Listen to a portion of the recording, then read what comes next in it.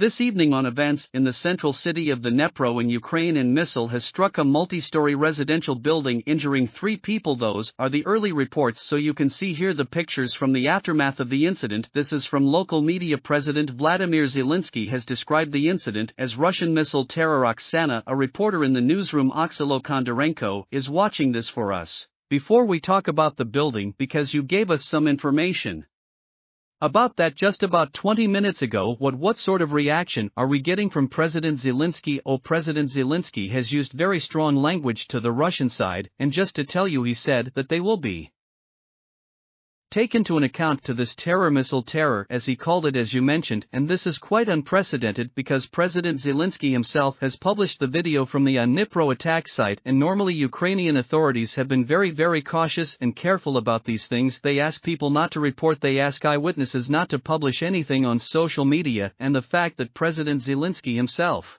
has published it means that it is a big deal, and currently he is talking to all the local authorities and taking situation under his personal control. Okay, I'm just seeing some new copy here from this is from BBC Monitoring. Oksana, thank you for that. 5 people found to have been injured in that strike.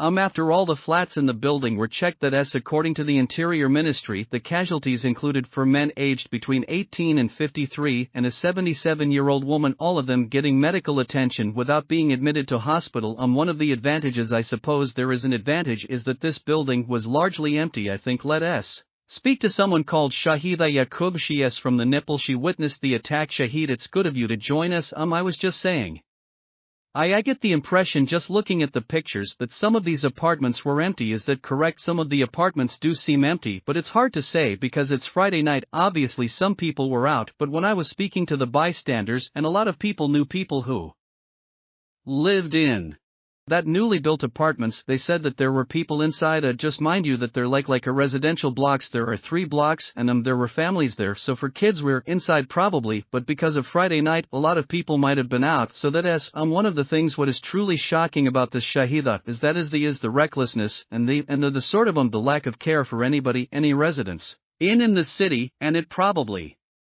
tells us that actually the Russians really don't care where they're firing these missiles, and they don't have missiles that are accurate. What is he like living under that sort of terror at the moment? Do you always run to the shelters, or does it just become too much to keep going to the shelters every day? I'm actually not from here. I just came here and I make a documentary films, and I just arrived here today, and I was walking on the street, on the same street, but that happened, and I basically missed it by 2 minutes. It was a huge 2 bangs, really loud, and then a smoke, and then it was obvious that something happened. The one thing I can say to you is that there is nothing safe here in Ukraine, anywhere in Ukraine. Travel across the country every day, so we thought that Dnipro is more, let us say, because tomorrow we have to go somewhere else. But hey, no, about the references of the attack, just opposite those residential blocks there was a building. There is a building of a Ukrainian secret service, which is from my conversation with Eva, poor resident, but empty for a month, and Russians targeted obviously that building and the nearby building. Yes, but we've seen this already in Ukraine over and over again. The residential houses and apartment blocks are being hit, so you never know where it's going to land. Like I was walking on the street just to get to the shop, and there were banks, and the next thing we think smoke and fire, yet 2 incoming bombs. I've only got a minute left, Shahida. But is there no air protection in Dnipro?